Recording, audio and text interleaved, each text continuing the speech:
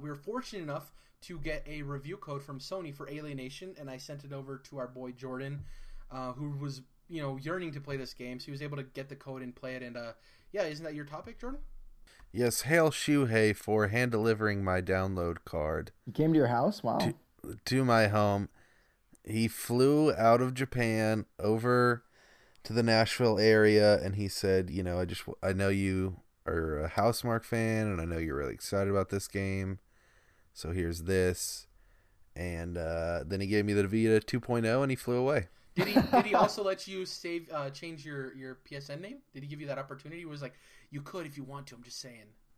He gave me the option, but I was smart enough to choose my name wisely when I was like in middle school. How cool would it be? How cool would it be if, like, through some weird twist of events, some alternate reality, you could change your PSN name, but you pretty much had to submit your case directly to Shuhei about why you need... I'm taking this... He was the end-all, be-all. That's hilarious. Exactly, and he got to decide whether you had a good enough case and you were justified in changing it. That's awesome. I think that would be pretty funny. That definitely is a waste of that man's time, but that'd be hilarious. That'd be a cool sketch if somebody wants to work with Shuhei to get that done. Shuhei, we're taking calls if you want to do it. Yeah, but Alienation, how was it? Was it awesome as everyone expected? Yes, so I love it. It's such a great game. I am a big Housemarque fan. My favorite Housemarque game is Outland on PS3, but I do love Deadnation, which Alienation is the spiritual successor to. Deadnation was zombies. This is obviously aliens, but it's, a top-down twin-stick shooter with a decent amount of difficulty, a solid amount of customization, but really just like awesome combat, lots of fun, blowing aliens up and getting your XP score higher and shooting up your multiplier and using these special abilities. It's just, everything comes together so well. It's a beautiful game with great music. So yeah, there's honestly barely anything that I could say that I don't like about the game. I guess, part of the topic can be you guys kind of asking questions about that or whatever, but so far I've played maybe like 8-ish hours, 6 to 8-ish hours at this point, and yeah, I love it. It's a stellar video game. All on Vita? It is not on Vita.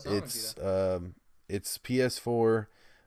Deadnation did eventually come out on Vita, which I would love to see if this game does. It's, got a higher graphical fidelity, so I'm not so sure if that's possible, but either way, I would love to see it on Vita.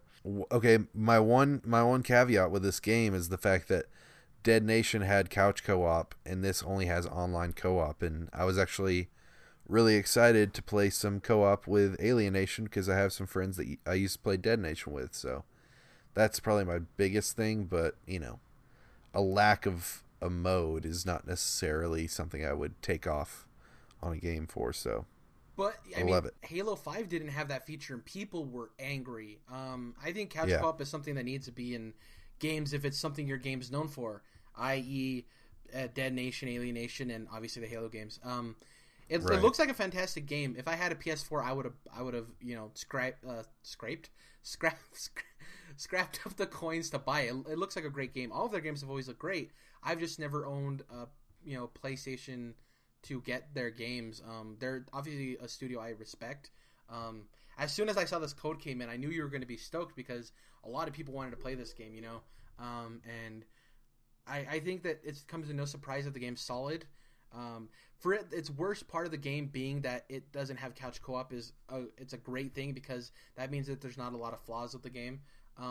Obviously, I've heard that the trophy list is good or hard rather, but it's not something that's unobtainable. It looks cool. Yeah. I just like that people still make games in very different genres, and I'm glad that they are willing to commit to that. Because, a lot of companies when they try to get supporting and funding, they're like, "We're gonna make this style of game," and then investors who are usually like old white guys that don't know what's going on, they're like, "Well, the Call of Duty's selling, and that doesn't look like Call of Duty." But sticking to your guns and making these type of games that people want to play, and they will buy. So, and for clarity's sake. Jordan would have definitely bought this game if he didn't get the code. He was actually planning on buying it, but we were fortunate enough to get the code. So it wasn't one of these things where we got the code and that's the only reason we were playing it. He was planning on buying it either way, and we were able to get a review copy, which is solid. Yeah, I don't really have any questions. It seems like a solid game. They're a proven studio. I don't have to have any questions about that. Dom, you have any questions regarding Alienation? Yeah, I gotta back up. I'm a little behind the ball on this one. So it's a twin stick shooter, right? Yeah. Yep. Top down. Okay. All right, that's what I thought. Right. Yeah, no, I'm excited too. It looks cool. I might have to pick this up eventually here. Yeah, I mean, something else to be said is that it's now entered into my favorite PS4 exclusives list, up there with Bloodborne and Infamous Second Son, and Resogun and Ratchet and Clank. It's up there with all those guys. So definitely a top tier exclusive, and it's only $20. Like, I would recommend this to almost anybody, even though it is a twin stick shooter and it's not like most first person or third person shooters. It's just a fun game, and it speaks to me. I've been thinking about this a lot playing it. It speaks to one of the reasons I got into video games as a young child was just fun. Playing a video That's why game. that's why I love Sunset Overdrive so much, is because Sunset Overdrive is a video game all about fun, and I love that. And just running around blowing up aliens is fun, man. It's fun, and Alienation does it so well. So highly recommended from me. I have a couple of questions on I think about it. So, are there like boss-ish kind of battles?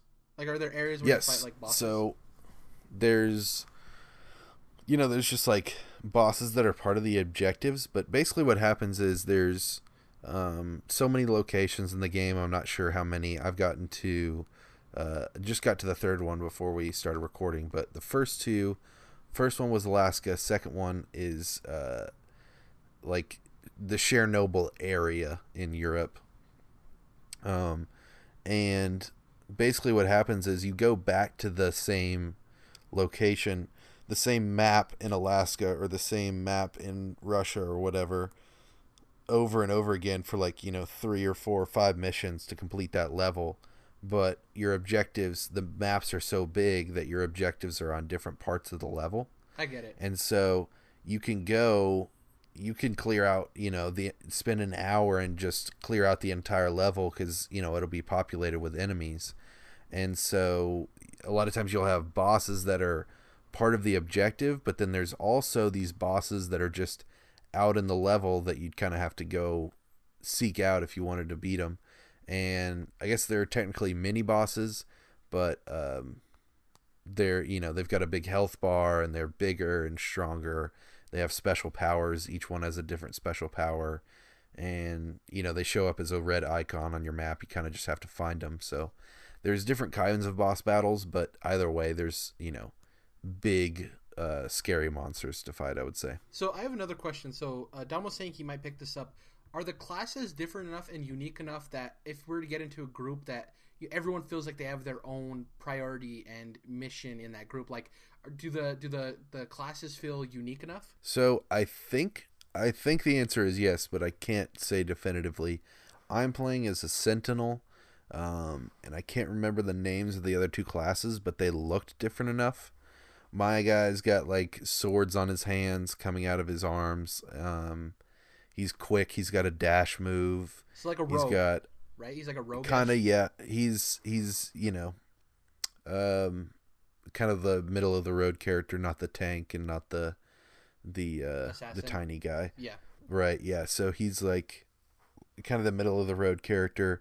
But I will say I read all the stats on the classes to kind of better inform myself for my decision making.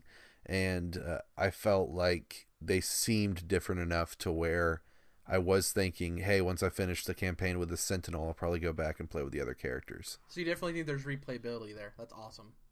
Sure, and what you were saying about there's value in having different types of squad members on a team. That's awesome.